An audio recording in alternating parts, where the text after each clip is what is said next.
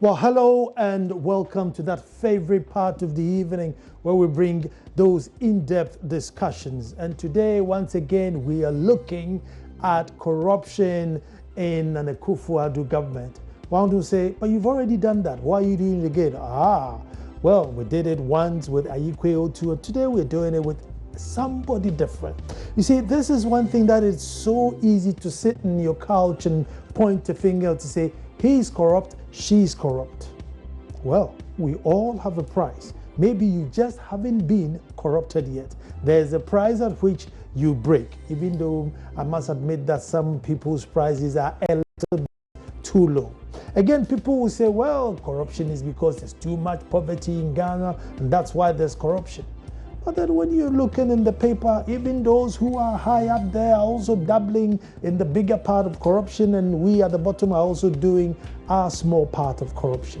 But what is that silver bullet that would reduce corruption drastically in any society? Ghana. In Africa, we are doing well. The world is looking at us and saying we are improving. But you come into the country and you ask yourself, yes, we could have done far, far better than what we are now. My guest in the studio is going to tell us that is the special prosecutor the silver bullet to solving high-profile cases? And in his own administration, what happened? My name is Nana Sakwal IV. This is PM Express. When I come back, I'm talking to a fine gentleman, and we are talking corruption.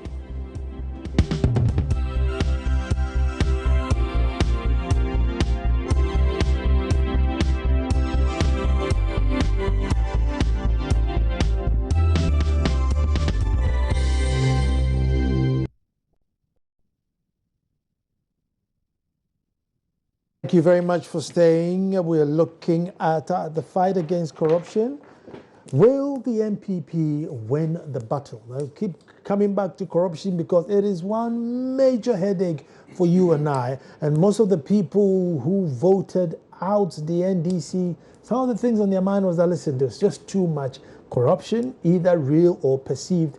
It was just too much. And therefore, we are bringing in a new government and we are hoping that they'll do something. One of the hopes that the new government was saying is that, listen, I am going to create an office for the special prosecutor who will go for the big fishes without the, hiding under cover of we are all in cabinet and therefore leave me alone. With me in the studio is Mr. Daniel Batidam, our own friend, brother, and, long lost brother.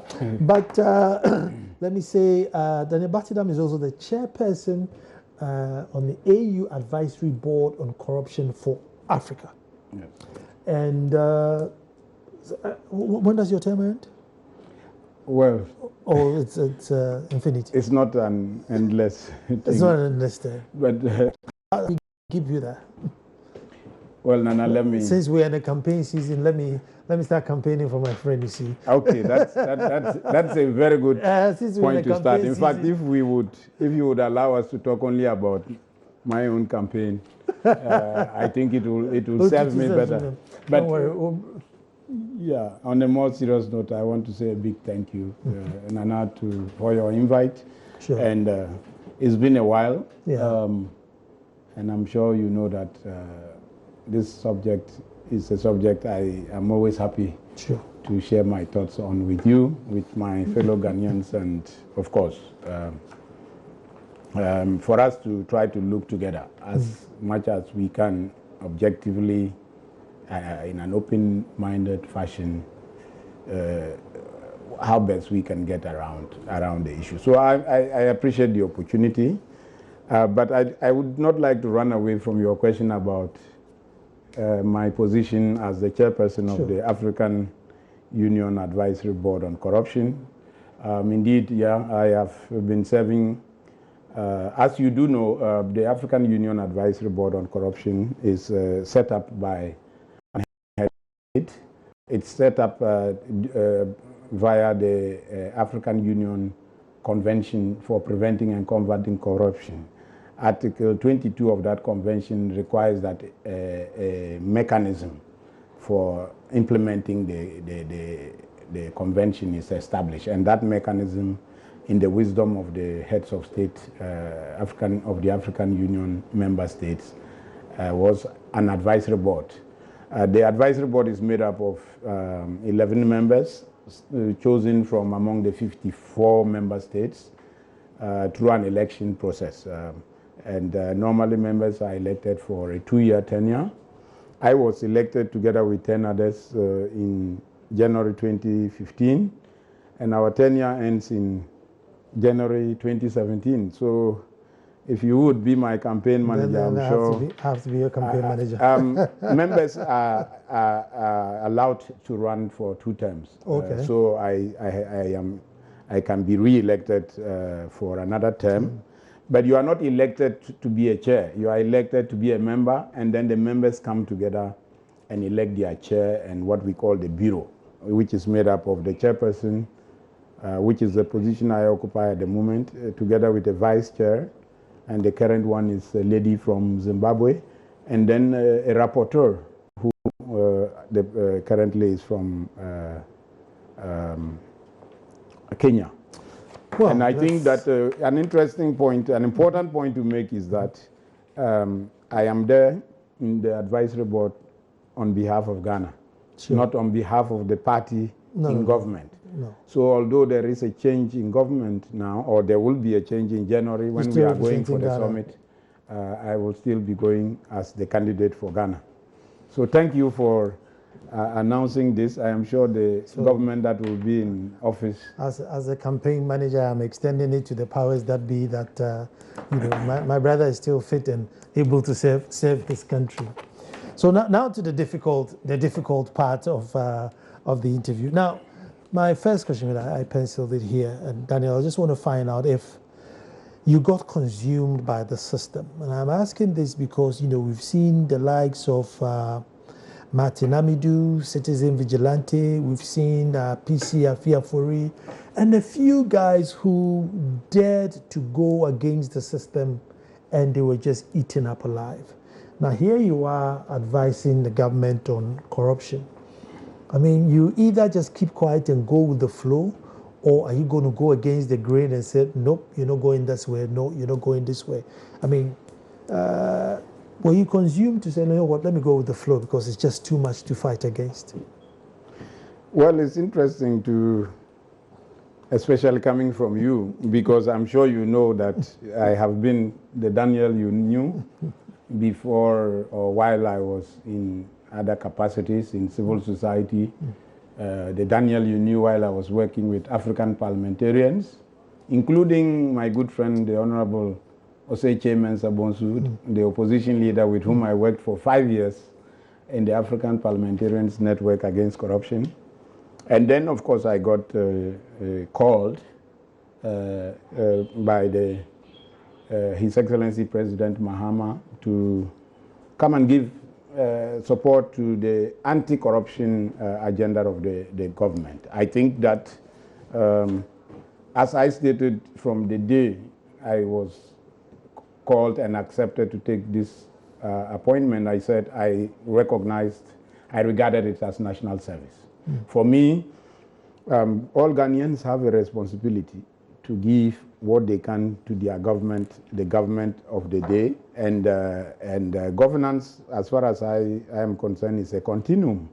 I don't see anything like fighting corruption for an NDC government, or fighting corruption for an MPP government, or fighting corruption against a party, because in fact that will be the beginning of getting it wrong from the beginning.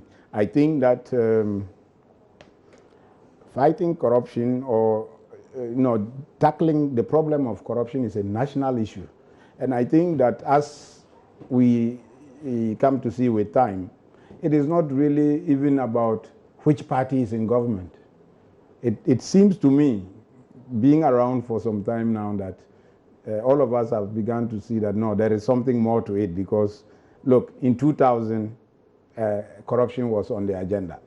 And in 2008, we said, okay, we changed government in 2000. Corruption was already on the agenda. In 2008, corruption was #1 on the agenda. for the change. 2016 today, as we talk, corruption is, if not number one, among the top issues. And so you ask yourself, there has been NDC, there has been MPP, and there has been NDC, and yet we are talking about corruption. Are we sure we understand the thing we are talking about?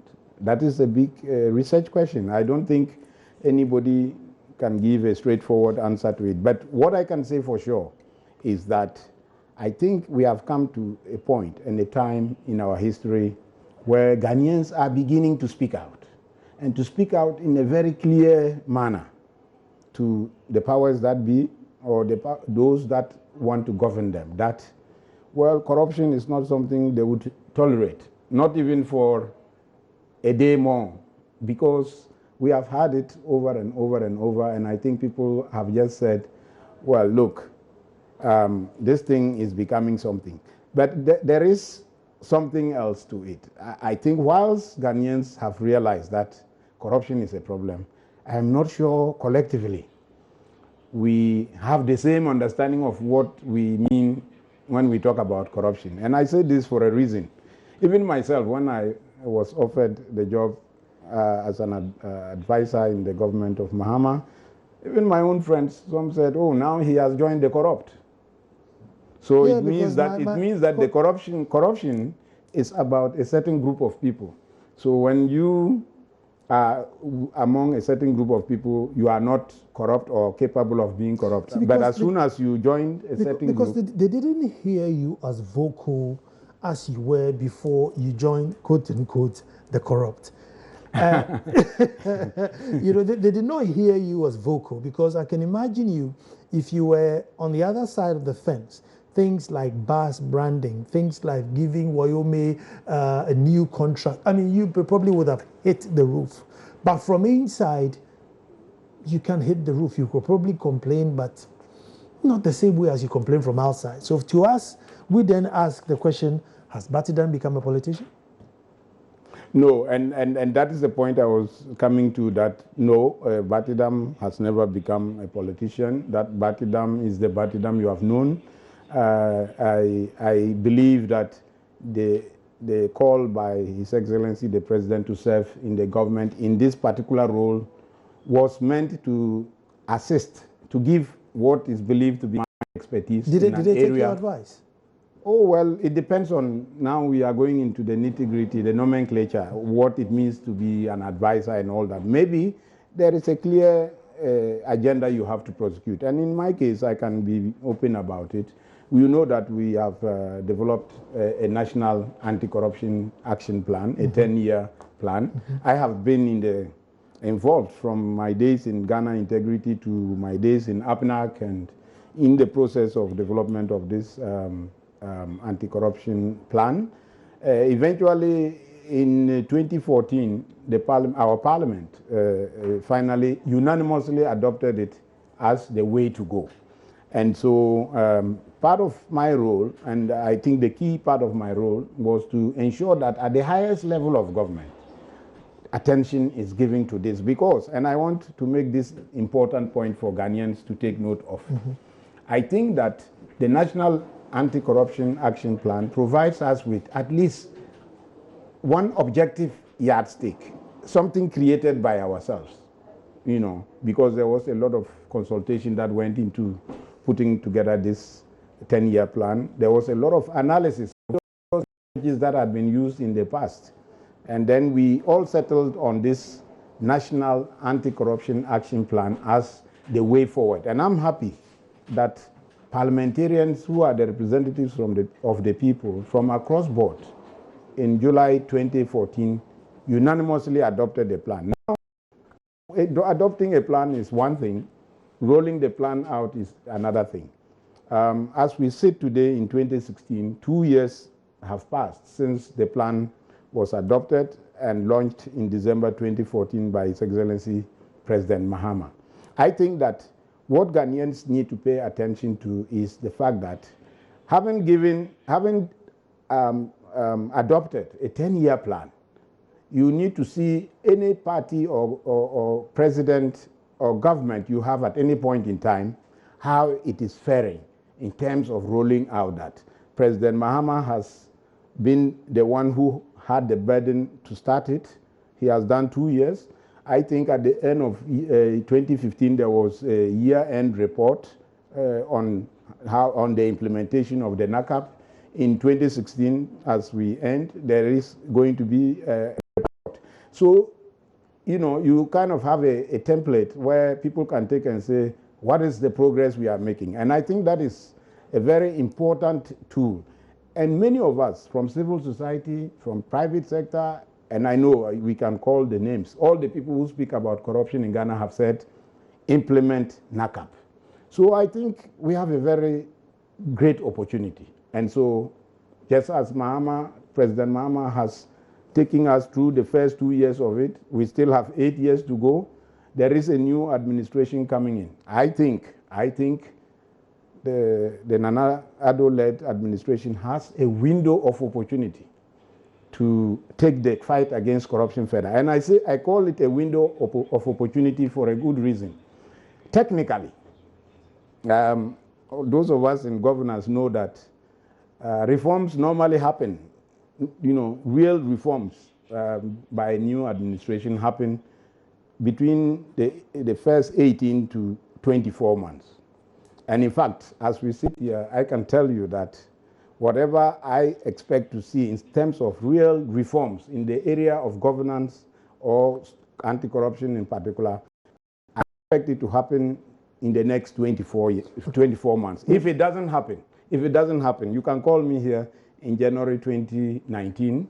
I'll say, if anything hasn't happened by January 2019, it won't happen. Forget about it. Daniel, before we go forward, so the 2 years of NACAP, what has happened? Has something happened? Well, a lot has happened. A lot has happened. Sadly, did we miss it? We have not even, let me land. In 2015, I can tell you, at the end of 2015, when the report on what has been happening in NACAP was launched, I was with one of my friends from civil society. I didn't have his permission, so I don't want to mention his name. But when we launched the report, I mean, I say we, I mean government. But the report was actually a report of SHRIGE, which is the lead institution for the implementation of the NACAP. When the report was launched and the activities that had been undertaken were outlined, people said, well, but you have been doing all this, but we don't know about it. But it's not really because not so much has been going on. The problem is that what has been going on is not what people think is the way to deal with corruption. And so we have a problem where people think that corruption is something. Give us one thing. So, you know, if you take the NACAP, for instance, if you take the NACAP, which is a very comprehensive document, it has 3 main pillars around which it is built. You have prevention, you have education, and you have enforcement. Now, the enforcement dimension is where investigations of allegations of corruption and prosecutions take place. So, in the public mind, if you are not doing investigations on corruption, if you are not prosecuting people, you are not fighting corruption. On the other hand, if you are carrying out a lot of measures that are aimed at sealing and closing the loopholes, especially in the public sector where corruption happens, nobody notices because it is not, you are not mentioning anybody's name and you are not saying you are taking anybody to court. But I think, and I can say this, even for the incoming administration, that, look, until we begin to get the public to appreciate that we need to focus as much energy and resources in prevention and education as in enforcement, where investigations and prosecutions take place. And unless all of us have this comprehensive view of what we mean by tackling corruption, we will go round in circles and everybody will come, especially, for instance, now a new administration is coming in. I'm sure there are many people who are sitting down and saying, well, this man, I don't want to call the names, but you know them, Woyomi, Jida, now the time has come. And the 10th, I am telling you, January. Quote me, I am telling you, they should be careful about what they expect, because I know that the incoming administration, like the administration that is outgoing, is aware that Ghana is in a rule of law dispensation, and that You cannot go and hold anybody and say, well, we are aware that you have stolen our money, and you have been roaming around freely for some time. Now is the hour. No. What are you going to see? What are you going to see, which is what every country governed by laws would do, is that they would have to continue or begin processes of due process. But maybe we may get an attorney general who does not have a posture as if Oyome is my client rather than somebody I'm pursuing to get money for. Because if you listen to the deputy attorney general, you may think that Oyome was a client rather than somebody he was pursuing for money. From the layman's point of view, that's the posture he comes across. And you have party apparatchiks who defend and defend and defend, seem to speak for Oyome. So maybe for any reason at all, we may not see that. Well, that is an important point, and it is a point that we must concede, that perception, the kind of perception you create, can determine a lot of things. And if there is a perception that there is a cover-up or there is wrongdoing and there are attempts to cover it up, perception is always real in its consequences. In the sense that if people believe that, no, what they see is this is what should be done, unless you are able to explain clearly that actually you are doing, and many of our people... you see, let's do a little bit on Oyome and then move away from here. I mean, with the Oyome issue, it's very peculiar. The guy comes out from nowhere, says, look, you don't owe me, now you owe me. President says, hold on. The judge says, tag the clandestinely. The guy managed to walk away with the whole money, and then all of a sudden, NDC member after member after member will mount platforms. Oh no, he had the contract, until Supreme Court says, listen, stop that. Go and pay the money back, and here you go. So that's a peculiar problem. So with that one, it's not a matter of perception. It's law. It's just that the legalese hurdles you have to go through to get the money is where we are now. So with the Oyome issue, I don't think we're dealing with perception. We're just dealing with somebody who outsmarted us. Well, I am not a lawyer, and I'm very careful. I'm very careful not to. But I have just said that perception is always real in its consequences. And there is a price to pay. The good thing in Ghana, or indeed anywhere else that democracy prevails, is that if people have a perception and you say, no, their perception is wrong, they have a way of making their own judgment. Daniel, before we move on, at perception, do you think accepting to serve your nation in this capacity has affected your public perception? Oh, yeah. I mean, I have suffered, I use the word suffered in quotes. I have suffered a lot of criticism. I've seen people who know me very well, my friends. As soon as I took this office, I assumed office in government, which as I say today, consider that it is an opportunity that if I got again, I will take, not because of the party in government, but because what I want to say is that I don't have no regrets, because I think that I went with a clear mind, and I believe that people must be encouraged. And I hope people listening to us and watching me will take this. If good people do not go into public life and public office, how is public life going to be cleaned? If we truly believe that the only people who go into public office are criminals, then we may as well say that this year we are going to elect those who are less criminal than the others. I think that what I did, and I have always avoided, focusing on myself. What I did was to take a bold step and to say that, look, you can walk into public life with a very clear mind and intention to serve your country, and walk out of it with the same clarity of mind. That is what keeps me going. I know that some perceptions out there have not been the best about me, but I tell you one secret. When I go to bed at night, I sleep. Sound. I sleep, and I wish that the majority of Ghanaians, when they go to bed, do sleep soundly, especially people who occupy public office. Because if we may think that is so easy, I don't know how it is, because I don't know those who gain privately from their offices how they feel. But when you have to go to bed and you don't know when you get a call whether it is about something you have done wrong or not, some people can put up with that, I cannot. And I'm happy that I had the opportunity to serve my country, and I have been sleeping well. And more to that. Our perception is not that you did something wrong. I think our perception is that probably you didn't do anything. Because, I mean, bus branding happened under your watch. Wyoming's second contract happened under your watch. And for us, maybe because we don't know your specific role, but since you are attached to the president and you're advising him against corruption, we are seeing all these things that, well, didn't Batidan tell them not to do that? And indeed, why is he not jumping up and down to go and get the money? So that's where, you know, our worry is. I get you, and it's very understandable. And I've had these direct questions. I mean, and people who know me, they get around with me, they know that I don't, they say, but you are doing nothing.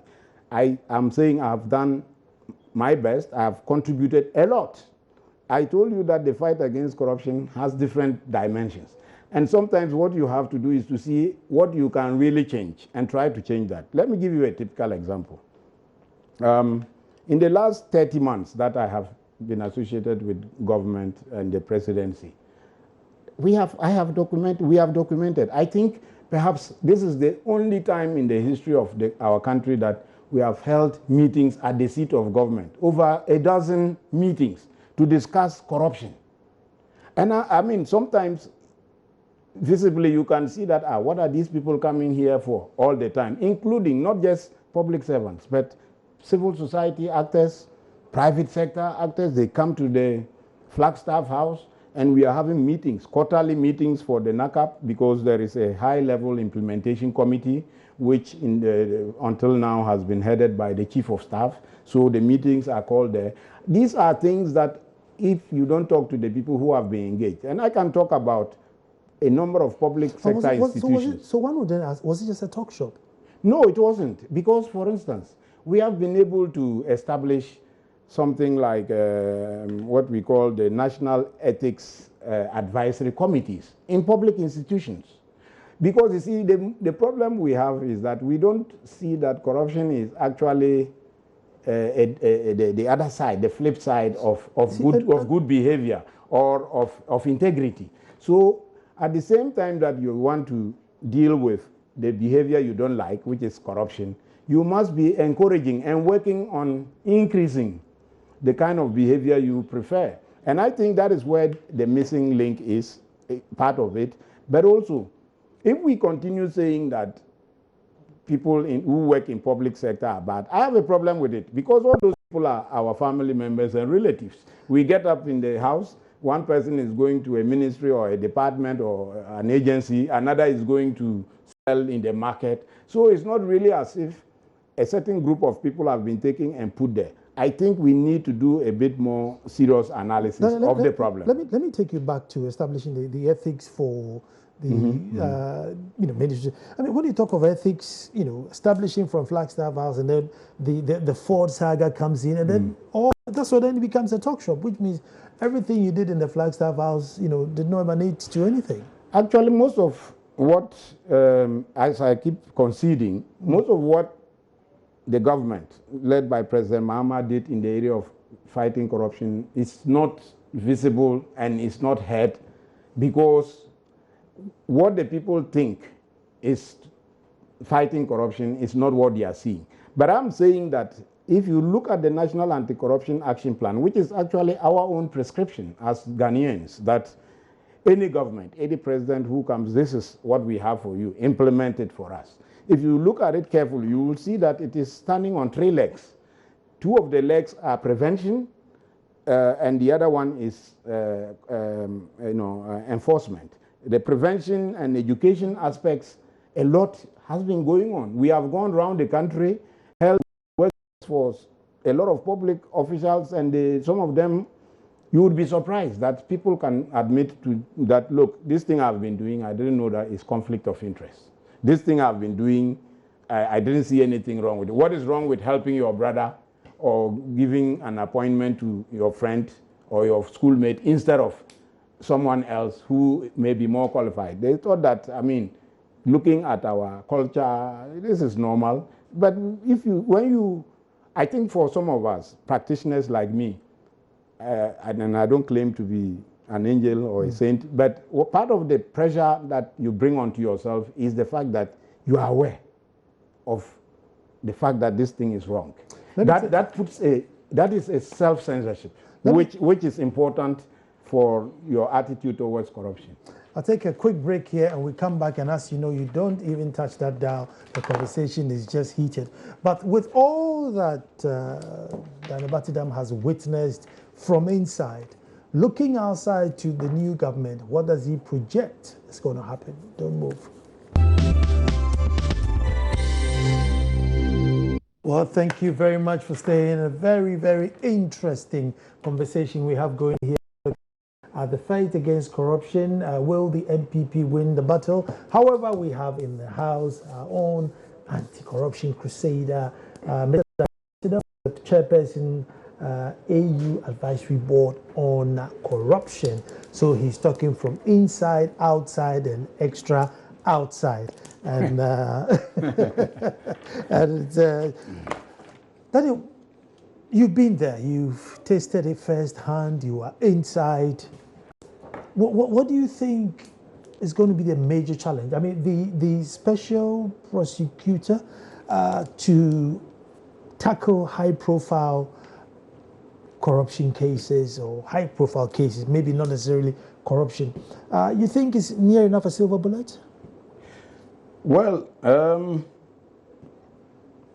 I would be very cautious in pursuing an anti-corruption agenda that is likely to take us as far and fast as possible, mainly focusing on prosecution generally. And then you talk about the special prosecutor, which means we are going to create an institution. Let me give some background to it.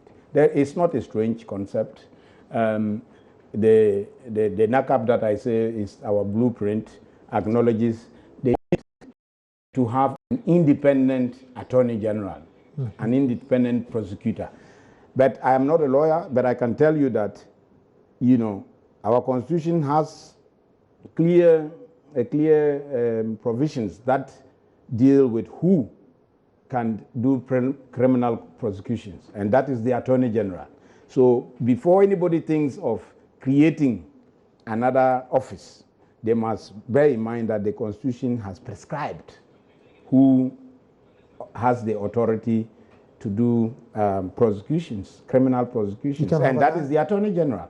And for years, what we have been saying, and politicians across the board say, is that, look, we think that coupling the Attorney General's office with the position of Minister for Justice is not serving our purpose very well, so we are going to decouple it. I mean, when they come to office, that is what we have been hearing. So far, we have not done that. And it seems to me that that does not take as much as even thinking of creating another office. And I have a personal, very clear position. I don't believe that the creation of institutions for fighting corruption. In fact, if you did... high profile, you know, because they're saying that the AG is unable to prosecute cabinet members. Yes. So if this guy is just sat somewhere, then he doesn't care whether you're in cabinet or not. He can just call you and, you know, take you to the cleaners without you saying, you're chasing me because, or, you know, I'm a friend, or I'm in that party or not. Easier said than done. Easier said than done. The same AG, and you started with a very good example, and I thought it was a good way to look at. You mentioned the... With Aikoto, right? Not, yes, with Aikoto. You mentioned even the vigilante. Yeah. I mean, look how far an individual who has happened to have been an attorney general in government before, now being able to take matters even up to the Supreme Court, outside of government, and we can see some signs of even getting something done. So is it really a matter of having another office? Is the vigilante you mentioned, is he an office? He is not an office. So I think that the institutions are there. The Attorney General's office can be made to be independent. Shraj, which is the key anti-corruption So when you make the institution, Attorney General independent, you're going to kick him out of cabinet? No, it's not about, no, the point is that, you see, when you want to touch the Attorney General, you have to go to the Constitution. Because Article 88, if I'm not mistaken, is clear about the powers of the Attorney General. And I'm not aware that any other body or person can exercise those powers without touching the Constitution. As I say, I'm a lay person, but I can also read what is in the Constitution. Could the act be done in such a way that, because what I get is that this guy is going to go for the high profile, the big party funders, the cabinets, the ministers. These are people who you roll with, and therefore to look at them and say, well, now I'm going to imprison you becomes difficult. But this guy is independent, so he doesn't care whether you funded the party or not. You know, he's going to investigate you. Independent is an English word. I mean, Shraj is also independent. How independent is independent? A number of institutions are independent. You still have your doubts on that? No, I'm saying that if you ask me, as you have done, as whether that is where our preoccupation should be, I would say, I'm afraid no, because there are already a lot of institutions, a lot of laws that have not yet been activated. And I can give you some examples. If you take the Constitutional Review Implementation Committee and its recommendations, it has made a lot of provisions that relate to laws that for fighting corruption, including the assets declaration regime, to make it tighter. This is an important, for me, a very important, if the recommendation of the CRIC is taken, and then this, our mockery of an asset declaration law, where all of us get envelopes that are sealed and written on them secret, and then we write whatever, I don't know what people write, and then seal it and go and deposit with the Auditor General, and that is it. I mean, there is something wrong with that. So we have an opportunity where the CRIC has recommended that this law be reworked to make it more accessible to the public, so that when people make their declarations, it is verifiable. This is a very important anti-corruption tool which exists. In the recommendations of the CRI, also say that we should create a democracy fund where funds will be allocated for purposes of fighting corruption and also for to support the independent governance institutions. I think this is the way to go, because one of the reasons why our institutions don't work is that they are under-resourced. And I'm telling you that every government will come and say the same thing. They will never, Shraj will never be sufficiently resourced. But with the CRIC recommendation, a democracy fund is recommended to be created, and funds are to be allocated into it. That means that the issue of funding of our governance institutions will be partly addressed. I say partly because it's not all about resources. It's also about a whole lot of other things. We also have international instruments like the UNCAC, the United Nations Convention Against Corruption. Ghana has ratified this convention in 2013. We have had our first review. That review came up with some recommendations, including that we should, again, this matter of the prosecutor is in the recommendation. So we need to adopt it. We only need to ratify it. Let me land on this point because it's important. I'm trying to say that the laws are already there. But however, you're saying that if these new guys are going to implement it, they're not going to be independent enough. I'm not saying that. I'm saying that by saying that somebody is independent doesn't make the person independent. For instance, and that is why I use Shraj. Shraj is an independent institution, okay, but it lacks resources, it lacks human resources, it lacks finances, and it cannot even carry out its mandate. So where is the independence? I mean, most of the work that Shraj has done in the last year and a half that I know. So you're thinking more financial independence, they may be. That is one aspect. The resource dimension is one aspect. But of course, the prosecutorial dimension, which is what people are looking at. But I'm making a global assessment that, you know, if people think that we are going to be successful in fighting corruption by setting up an institution to do so. High profile corruption. I mean, this is, especially in prosecutors, not going to change. You see, the word that has even appeared in relation to that is stealing. Stealing is just one form of corruption. Well, but no, this will be high. I mean, this guy's job is for high profile. Not that if you go and, you know, get cassava, the special prosecutor is coming to.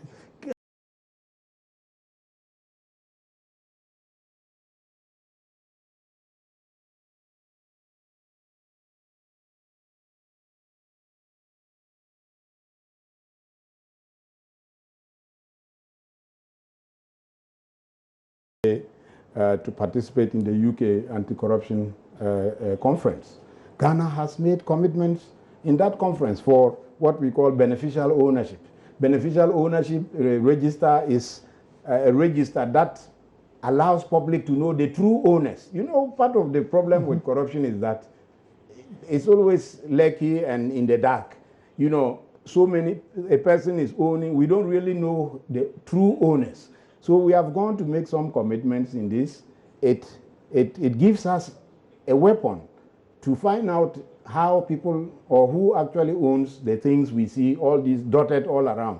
I believe that there are a lot of monuments of corruption around Accra, which through this beneficial ownership register, we may get to know. Okay, and that begins to put something in our hands to use in pursuing the corrupt. Now, this high-profile fellow you are talking about, I don't know who that person will be, even if it would be me. I cannot be sure that, because I'm saying until the law changes, what I know is that when the prosecution will end on the desk of the Attorney General. It will have to end on the, and I have heard lawyers use something like noli prosequi, that if the Attorney General says that, well, I've decided that it is a noli prosequi issue, even that so-called powerful person, all the good work he may have done would be for nothing. So I am very, very careful. We find out how they act. I think that there are more ways. Since you're in Africa, because of timing, how, in terms of corruption, Africa-wise, how are we looked at? I mean, you're on an advisory board, so how are we seen, you know, on the continent? Well, certainly there is no doubt that corruption is a problem in Africa. And the good thing about Ghana, I'm sorry, I've been taking a lot of praise, as not just as the chairperson of the advisory board, but because of what is happening in Ghana. When the cases of analysis investigations came out, the next board meeting I went to, people were saying, you mean in Ghana, a journalist can do an investigation like this? I mean, is he safe? Is he alive? I say, yes, it's possible. So that is one thing. I think in many African countries, the space is still not there for many, the enjoyment of basic freedoms and rights. So, you know, when you come to corruption, which is even so sophisticated and a crime, it becomes even more difficult. And I think that is why we cannot continue to behave as if Africa is a unique place on the globe. And that is why a lot of our countries have subscribed to the United Nations Convention Against Corruption, the African Union Convention Against Corruption, other regional protocols like ECOWAS are there. And let me give you one important example of something in the United Nations Convention, criminalizing illicit enrichment. You know, at this moment in time, the way we want to catch people and deal with them as corrupt is that the who alleges must bring the proof. But if you take this issue of illicit enrichment, which is also something like unexplained wealth, if I, as a public officer, I have some wealth which I cannot explain, there is a law which provides that on the basis of that law alone, you can be called to explain how you got this. So that it doesn't have to be that somebody has to prove that you have stolen it, but that... Have we signed on to that convention? We have signed up in the review of the UNCAC that was done in 2013. It has been recommended that Ghana should, that is one of the recommendations. And I think that the Akufo-Addo administration that is coming in has an opportunity to take some of these recommendations forward. And that is why I am saying that there are already a lot of laws, policies that provide us with... Because of time and before we end, if for one reason Nana Akufo-Addo came back and said, you know what, I don't even want the presidency anymore, Mahama, carry on. And Mahama gives you a phone call, says, Batinam, we've got another 4 years. Would you go back? I have never seen my role in government as an employment because I have never been unemployed. So I think that it was a public service. I had been in this... Would you go back to do the public service? Under Mahama administration, he calls you back, say, look, I'm still in office for another 4 years. Come back. Well, I've not even gone anywhere yet. But I mean, that was on a light note. The point is, this public service comes with challenges, and sometimes it takes perseverance. Would you go back? It takes perseverance to stay in public service and be a man of integrity. Would you go back? Well, that is a question I will need to reflect on. But I think that what is important and what I have said to you is that I don't regret. I don't regret the opportunity I was given to serve my country. What would you have done differently? Would you, be a bit more vocal to say? No, you cannot, and that is one of the things I think people got wrong. I could not have been, as an advisor in government, be sitting outside and behaving the way I was doing from GII. I mean, I'm happy that Vitus Aziem and now Linda and others are doing that. But, if that is what I wanted to be doing, then I did not have to accept this. I sit here today with a great sense of fulfillment that I had the opportunity to contribute something to my country.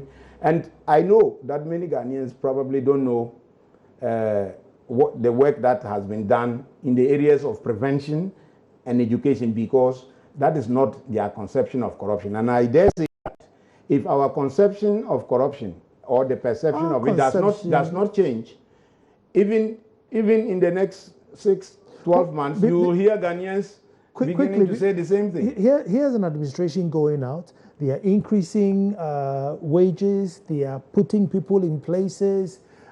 That's not corrupt, but I'm sure as part of corruption, fair play also comes in. I mean, would you advise that, yep, your term hasn't finished, go and do as you please? Or would you say, look, stay put, look, you've served your time, go, let somebody else come and carry on? What would be your advice to the president? You see, that is what I keep on saying, that, it's not everything that is legal that is necessarily ethical. It's not everything that is constitutional that is necessarily. So governance is there are a number of pillars that should come together. So I'm John Mahama and I've given you a call. I'm trying to. And now you bring me to make one point, and I'm happy you brought me there. Okay, make it quick. The prevention. Make it quick for me. Let us deal with putting in place mechanisms to prevent the recurrence. Now I hear people saying, oh, but 8 years ago, Kufuor did the same. And yet we know that after that, we have had the opportunity to put in place laws that will regulate what kind of actions, policies, or contracts can be done 3 months to an exit. We have not done it. I bet you, as we sit here, after this, and once the government gets into business, they will not think of putting in place the mechanism to prevent the recurrence. What they will do is that they will go and find a way to work around it. Mr. Daniel Batidan, it's been a great conversation, and I know that this conversation lives to go on. We shall continue it some other time, but I must say we are very grateful. But I'm still, the campaign manager, still saying that, you know what, whatever support we need to give him so he carries on his job internationally, why not? Backing you. For those of you at home, I always give you this number, 024 366 2001, 024 366 2001. A fine shirt like what I'm wearing for Christmas or a gift for someone, and they do female clothes as well. That's Tanti's Fashion. Give them a call. Thank you for watching. Tomorrow we'll be back to do this all over again. Daniel, thank you so much.